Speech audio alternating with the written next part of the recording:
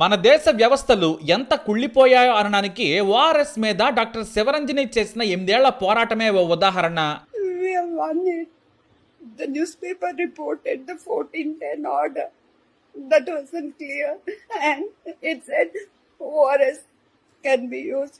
But they have given a clarification today and we have won it. They can not only not use ORS, they cannot sell it from today, right now from today. No misleading label with ORS can be sold. We have won the battle.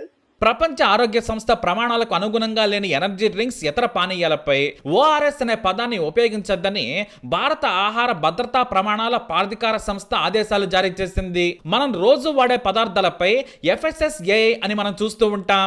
ఈ సంస్థే మన దేశంలో సగం దరిద్రాలకు కారణమనే విమర్శలు కూడా ఉన్నాయి. ఎంత దరిద్రం అనేది డాక్టర్ శివరంజని చేసిన 8 ఏళ్ల పోరాటంతో మరోసారి బయటపడింది. మామూలుగా ఏ మెడికల్ షాప్ లో చూసినా ORSL, ORST అనే చండాల బ్రాండ్లతో వందల రకాల టెట్రా ప్యాకెట్లు అమ్ముతారు. అవన్నీ కూడా నకిలీవి, ఆరోగ్యాన్ని పాడు చేసేవని చాలా మంది తెలియక వాటిని తాగుతూ ఉంటారు, అనారోగ్యం పాలవుతుంటారు. మరీ ముఖ్యంగా వాంతులు విరేచనాలైన వారు వీటిని తాగితే ప్రాణాలే పోతాయి. ఎందుకంటే ఇవి నిజమైన ఓరల్ రీహైడ్రేషన్ సాల్ట్స్ కావు. ఇవన్నీ డబ్బుల కోసం మనుషుల ప్రాణాలు తీసేందుకు కూడా వెనుకాడని నీచమైన కంపెనీలు తయారు చేసే పదార్థాలు. వీటికి అనుమతులు ఇచ్చింది కూడా FSSAI. దేశంలో సగం దరిద్రాలకు కారణం ORSలను తయారు చేసే JNTL consumer health private limited. ఇదే నిజమైన ఓఆర్ఎస్ అనుకొని చాలా మంది డయేరియా ఉన్నవారు కూడా తాగి ప్రాణాలు కోల్పోయారు. ఇది మాత్రమే కాదు, దీని వెనకాల వందలాది నకిలీ ఓఆర్ఎస్ కంపెనీలు ఈ పాపం వెనుకున్నాయి. మరీ ముఖ్యంగా చిన్నపిల్లలకు గ్రామాల్లో, పట్టణాల్లో కూడా దేశవ్యాప్తంగా దీన్నే తెలియక ఇస్తున్నారు. ఇలాంటి వాటిపై సీనియర్ పిడియాట్రిషియన్ డాక్టర్ శివరంజని మొదట తెలంగాణ హైకోర్టులో పిల్ వేశారు. తెలంగాణలోనే కాదు, దేశవ్యాప్తంగా జరుగుతున్న ఈ డబ్బుల మోసపు దందాపై మొదట వెలుగెత్తి చాటారు. వాస్తవానికి ప్రపంచ ఆరోగ్య సంస్థ ప్రమాణాల ప్రకారం వాడే ఓఆర్ఎస్ ఓ దివ్య ఔషధం, ప్రాణాలు కాపాడే గొప్ప మందు. చిన్నపిల్లలకే కాదు, పెద్దవాళ్లకు కూడా వాంతులు విరేచనాలు అయిన టైంలో ఇది ఇస్తారు. ఎండాకాలంలో కూడా ఇది గొప్ప ఎనర్జీ ఇచ్చే ఔషధం. Sodium chloride, potassium chloride, sodium citrate తదితర ఎలక్ట్రోలైట్లు తగిన మోతాదులో ఉంటే ఇది వెంటనే శక్తినిచ్చే ద్రావణం. శరీరం కోల్పోయిన శక్తిని వెంటనే అందిస్తాయి.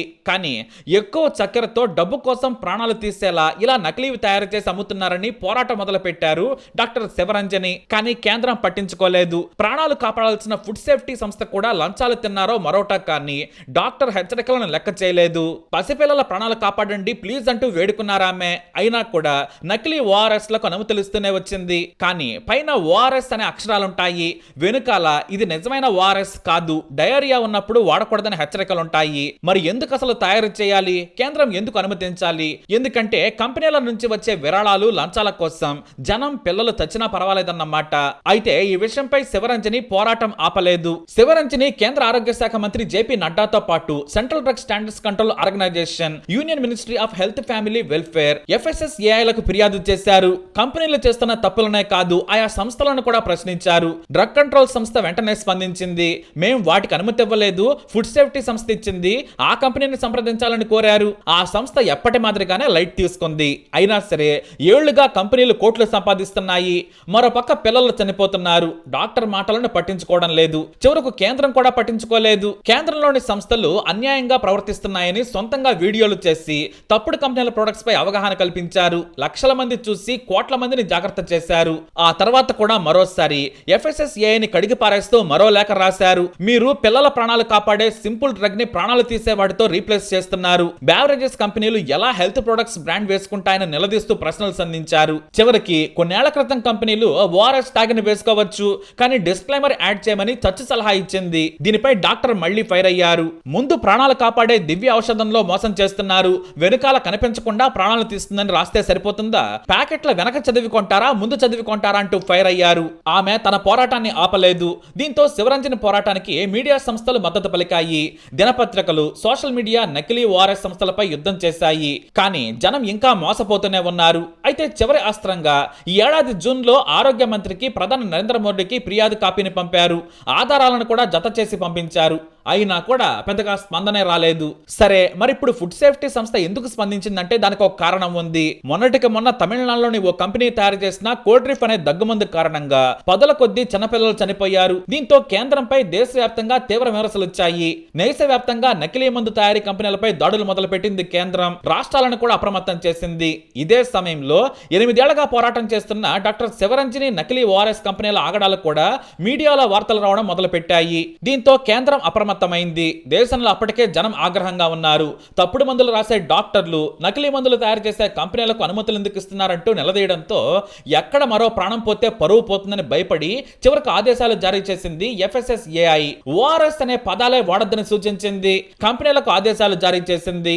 అయితే తన సుదీర్ఘ పోరాటానికి విజయం దక్కడంతో కన్నీటి పర్యంతమయ్యారు డాక్టర్ శివరంజని. పిల్లల ప్రాణాలు కాపాడేందుకు ఎప్పటికైనా కేంద్రం దిగి వచ్చింది. మీడియా, యువత, కొంతమంది వైద్యుల సహకారంతో విజయం సాధించామన్నారు డాక్టర్. ఇంత చిన్న నిర్ణయానికి ఇన్నేళ్లు ఎందుకు తీసుకున్నారంటే లంచం అవినీతి కారణంగానే ఇంకా మన దేశంలో ఇలాంటి చెత్త మందులు తయారవుతున్నాయి. ఇంత జరిగినా సదరు ORSL కంపెనీ కోర్టుకెళ్లింది. తమకు నోటీసులు ఇవ్వకుండా ఏకపక్షంగా రద్దు చేశారని వెళ్ళింది. ప్రాణాల కంటే కూడా తమ స్టాక్ మార్కెట్ లో 180 కోట్ల డబ్బు గురించి ఆలోచించిందా నీచపు కంపెనీ. అందుకే మొదటనే ఇలాంటి వాటిని మొగ్గలోనే తుంచేయాలి. మార్కెట్ లో ఏ వస్తువు ఉన్నా అనుమతించిన అధికారిని జైల్లో వేయాలి.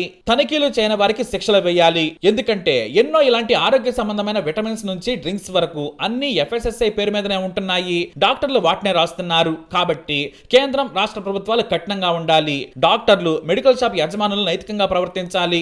అప్పుడే ప్రజల ప్రాణాలు భద్రంగా ఉంటాయి. మరి శివరంజన్ గారికి తప్పకుండా సెల్యూట్ చేయాల్సిందే. ఈ వీడియోని లైక్ చేయండి, షేర్ చేయండి. ఆమె గురించి తప్పకుండా కామెంట్ ద్వారా తెలియజేయండి. మా ఛానల్ ని సబ్స్క్రైబ్ చేసుకోండి. We have won it. The newspaper reported the 1410 order. That wasn't clear. And it said ORS can be used. But they have given a clarification today and we have won it. They can not only not use ORS, they cannot sell it from today, right now from today. No misleading label with ORS can be sold. We have won the battle. We have won it. They cannot sell them anymore. I'm so sorry I misled you because of that newspaper thing. No, we have won it. Thank you everyone. Thank you so much. Thank you so much. It's been 8 years I persisted and we have won it.